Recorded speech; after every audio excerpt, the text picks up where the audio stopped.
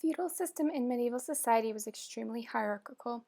The people at the top were the nobles, the Catholic Church, and monarchs. The people at the bottom were farmers and serfs. People paid taxes to monarchs and in return were given plots of land they could farm on. Farmers produced enough to pay their fees and feed their families. There was not a surplus system in place, and people who hoarded large amounts of money were to be mistrusted by others.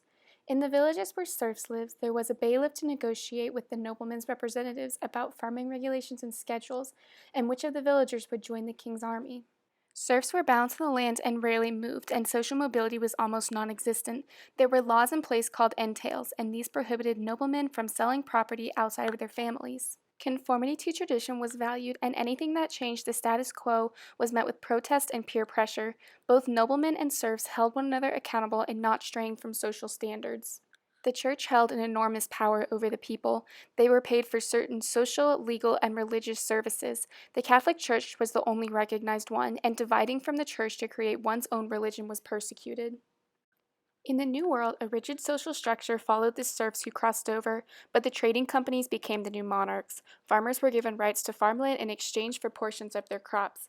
Many people who lived within the villages did not receive representation, and more hierarchies began to develop within the craftsmen, leaving people without a voice.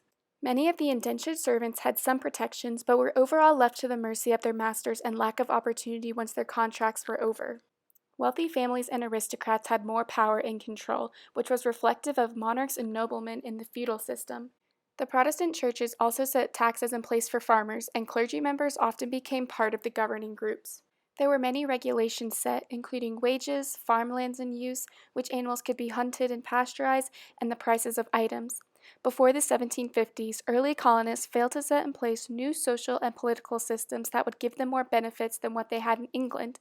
Instead, they resorted to systems nearly identical to the feudal system until other factors prompted change.